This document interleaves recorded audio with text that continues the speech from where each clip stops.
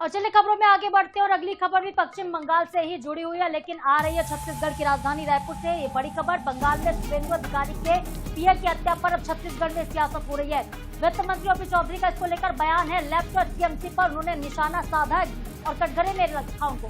बंगाल की धरती स्वर्णिम धरती थी, कहना ओपी चौधरी का। ममता सरकार ने हिंसा को बढ़ावा दिया है, ये बड़ा आरोप लगा रहे। जनता ने अब बीजेपी को सौंप दी है बागडोर। तो बीजेपी के आने से कानून व्यवस्था एक बार फिर से सुधरेगी, लॉ एंड ऑर्डर की व्यवस्थाएं जो है पुख्ता होंगी। बंगाल में शुभेंदु अधिकारी के पीए की हत्या को लेकर ओपी चौधरी का ये बड़ा स्टेटमेंट है और उन्होंने कहा है कि लेफ्ट और टीएमसी ने स्वर्णिम धरती को बर्बाद कर दिया, ममता सरकार ने हिंसा को बढ़ावा दिया। जनता ने अब चूंकि बीजेपी को यहाँ की बागडोर सौंप दी है, तो बीजेपी के आने से कानून व्यवस्था भी सुधरेगी।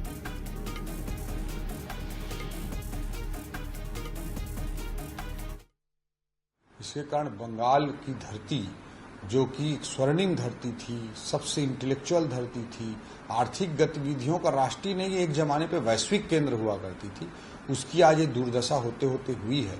बंगाल की जनता ने इसी बात को समझते हुए 2/3 से भी अधिक बहुमत के साथ कमल छाप को, नरेंद्र मोदी जी की भारतीय जनता पार्टी को अपना आशीर्वाद दिया है।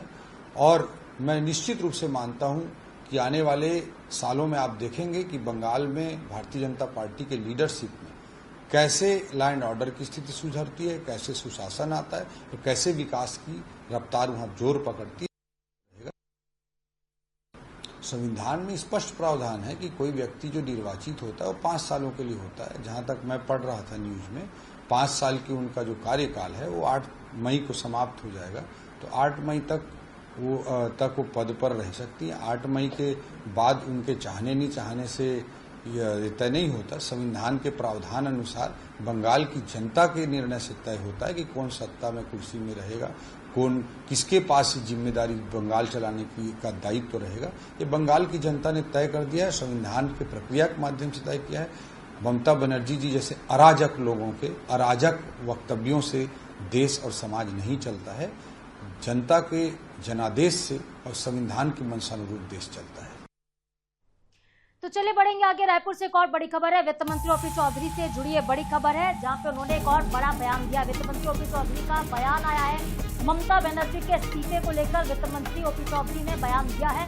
ममता बनर्जी का कार्यकाल 8 मई को समाप्त हो जाएगा, ये उनका कहना है। जनता और संविधान के अनुरूप देश चलता है। कौन कुर्सी में रहेगा ये जनता ने तय कर दिया है। तो रायपुर से वित्त मंत्री का ये बयान है। ममता बनर्जी ने चूंकि इस्तीफा देने से इनकार कर दिया था, कहा था कि मैं लोक भवन नहीं जाऊंगी इस्तीफा देने, जिसको लेकर अब उन पर निशाना साध रहे हैं छत्तीसगढ़ के वित्त मंत्री ओपी चौधरी। सुने क्या कुछ कहा है। संविधान में स्पष्ट प्रावधान है कि कोई व्यक्ति जो निर्वाचित होता है वो 5 सालों के लिए होता है। जहां तक मैं पढ़ रहा था न्यूज में, 5 साल की उनका जो कार्यकाल है वो 8 मई को समाप्त हो जाएगा। तो 8 मई तक वो पद पर रह सकती है। 8 मई के बाद उनके चाहने नहीं चाहने से यह तय नहीं होता। संविधान के प्रावधान अनुसार बंगाल की जनता के निर्णय से तय होता है कि कौन सत्ता में कुर्सी में रहेगा, कौन किसके पास जिम्मेदारी बंगाल चलाने की का दायित्व रहेगा। ये बंगाल की जनता ने तय कर दिया है, संविधान के प्रक्रिया के माध्यम से तय किया है। ममता बनर्जी जी जैसे अराजक लोगों के अराजक वक्तव्यों से देश और समाज नहीं चलता है। जनता के जनादेश से और संविधान की मंशानुरूप देश चलता है।